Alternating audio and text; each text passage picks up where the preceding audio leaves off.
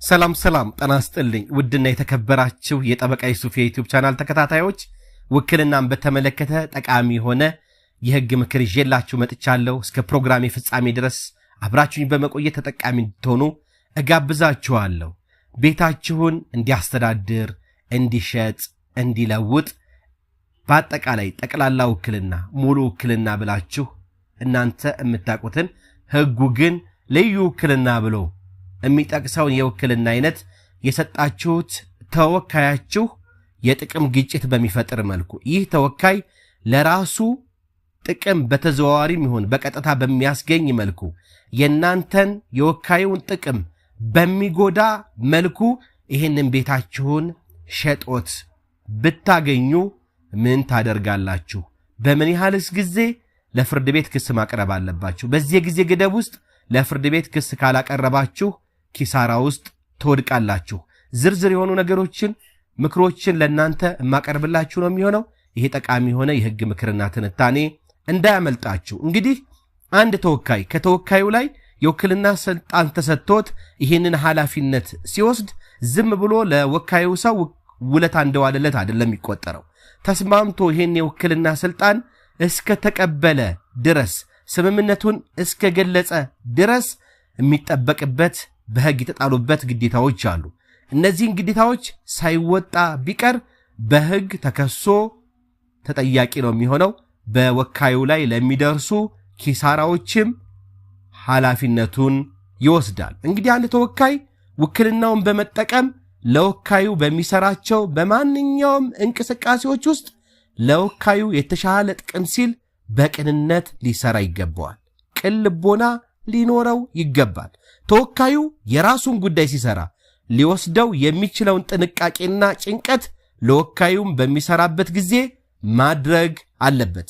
የፍትሐብሔር ህጋችን አንቀጽ 2208 ንዑስ አንቀጽ 1 ላይ በግልጽ እንደተቀመጠው ተወካዩ ከወካዩ ጋር በሚያስተሳስረው ግንኙነት ውስጥ ጥብቅ የሆነ ቅን ልቦና ሊኖረው ይገባል።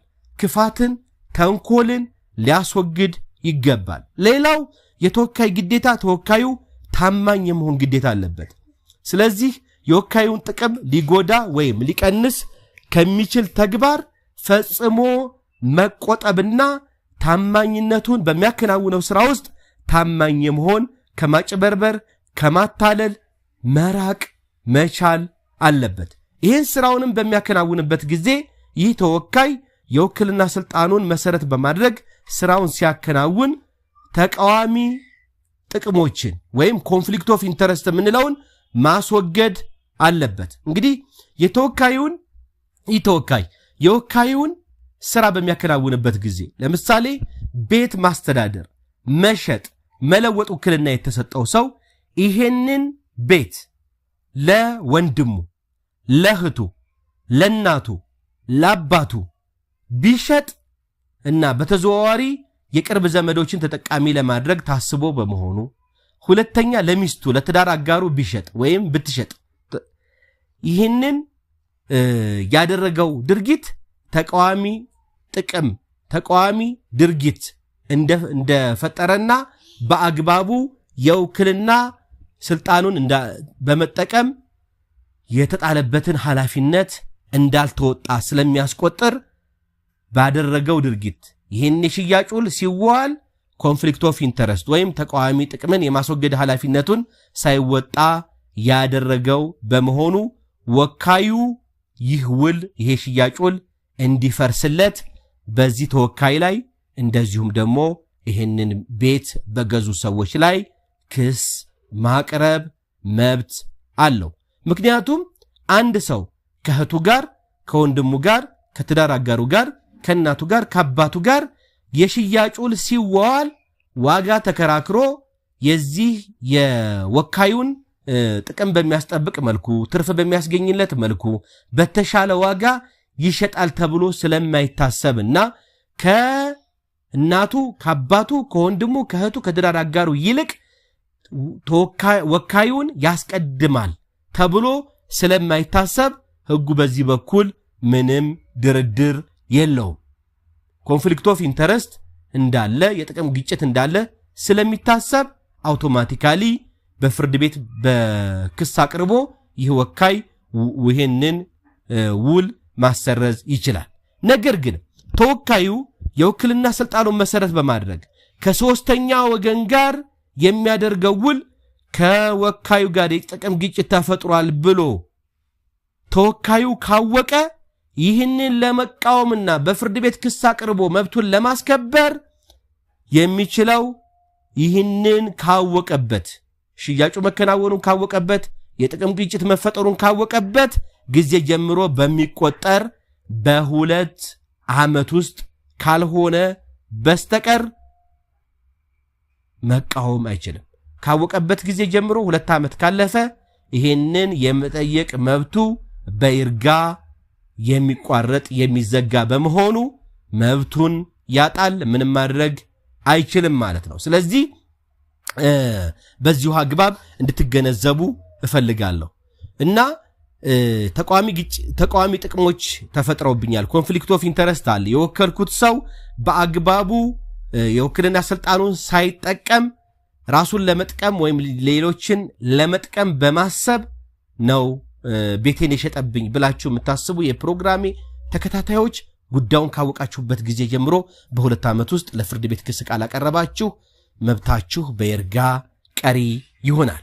ይሄንን በተመለከተ እንግዲህ ይሄን ጉዳይ በተመለከተ የፌደራል ጠቅላይ ፍርድ ቤት ሰበር ሰሚ ችሎት ከሰጣቸው ውሳኔዎች ውስጥ ለናንተ ለማድረስ በቅጽ 5 በመዝገብ ቁጥር 32241 ላይ እንደራስ የሆነ ሰው የውክልና ስልጣኑን መሰረት በማድረግ ስራውን በሚያከናውንበት ጊዜ ተቃዋሚ ጥቅሞችን ወይም ኮንፍሊክት ኦፍ ኢንተረስት ማስወገድ ያለበት ስለመሆኑ እንደዚሁም ከዚህ ከተወካይ ጋር ውል የፈጸመው ወገን ይህ ተወካይ የውክልና ስልጣኑን በሚያከናውንበት ጊዜ ተቃዋሚ ጥቅሞችን የማስወገድ ግዴታውን አለመወጣቱን ማወቁ ወይም ማወቅ የሚገባ በመሆኑ ያደረጉትን ውል ፈራሽ ስለማድረጉ ለምሳሌ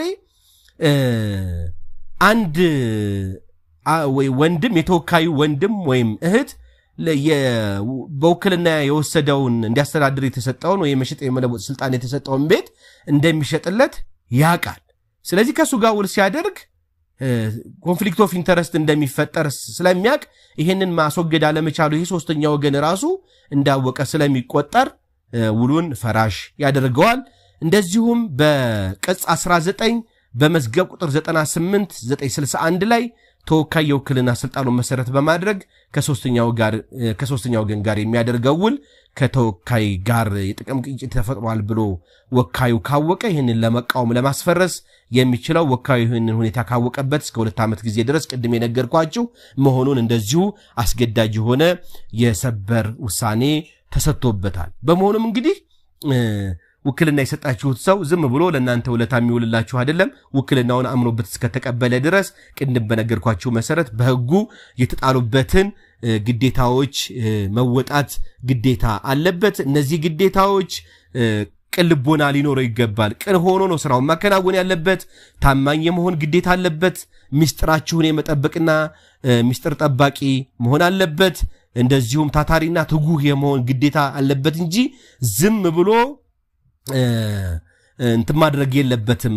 ዝም ብሎ የተተወ አይደለም። ግዴታዎች አሉበት እና እነዚህን ግዴታዎች ካልተወጣ በአግባቡና የወካዩን ጥቅም በሚጎዳ መልኩ የተጣለበትን ኃላፊነት ካከናወነ ለሚያደርገው ድርጊት ኃላፊ ነው የሚሆነው። ተከሶ ኃላፊነቱን እንዲወጣ ይደረጋል።